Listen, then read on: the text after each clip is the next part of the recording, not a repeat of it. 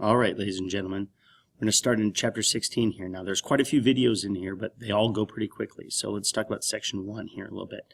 And this is about basically energy efficiency. How much energy are we using? How much are we wasting? And so when we talk about that, there's two terms that matter for us here. First is energy conservation. Conservation is about using less energy. So that's where the focus is at. And so when we hear that term, just think, how can we use less? Decrease the amount of energy that we're using. Okay, and then within that, there's also energy efficiency. Efficiency is how well the energy is being utilized. So can we use the energy that we have and that we are using better? And so, for instance, there are 4 major things in the United States that cause a lot of energy waste. Incandescent bulbs. So if you have regular light bulbs and not those fluorescent ones, 95% of the energy that you spend on that actually turns into heat and is lost to the environment. Internal combustion engines, your car. In the fuel, when we burn the fuel, 95 or 94% of that energy is lost. It never gets converted into making the car go. Next, nuclear power. 92% of that energy is wasted, not converted into electricity. And then coal power plants, 75 to 80%. So you see that those aren't nearly as bad as nuclear, but they're not in a very efficient system right now. Most of the energy is lost when we burn the coal. So those are 4 quick ways that we could reduce our energy loads quite a bit.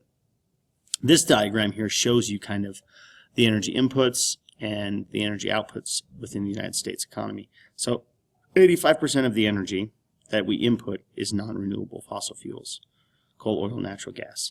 And then a small portion down here comes from renewable sources. Well, this little part right here is nuclear, so it's only 7% that comes from renewable uses.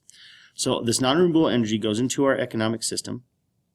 Once it's in our economic system, here's how the energy comes out. This 43% right here is stuff that was unnecessary waste. We could have used this energy more efficiently, and we didn't.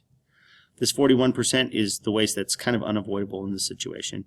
And then 9% is actually useful energy, and 7% is petrochemicals. So only 9% of the energy output actually goes into a useful purpose of all the energy that goes in. Amazing. Okay? 84% of the energy is wasted in commercial endeavors.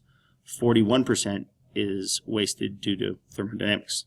A less usable form. Remember the second law of thermodynamics? Energy goes from a more usable state to a less usable state. So a lot of it's wasted due to that. And only 9% of the total energy input into the whole U.S. economy is in the form of useful energy. Not a very efficient system. We should improve that. If we improve that, it improves everything across the board, from using of resources all the way through economics, jobs, pay, all that kind of stuff. So here are the advantages of reducing our unnecessary energy waste. Prolongs fossil fuel supplies. It reduces the amount of importing of oil we need to do. We have a higher net energy yield. It saves on money and cost. It reduces total amount of pollution on the planet. And it buys time for us to figure out how to get renewable energy sources from non-renewable, and we can create new jobs out of it, which are all great things. So that's the end of the first section. Tune in. Let's have them keep going.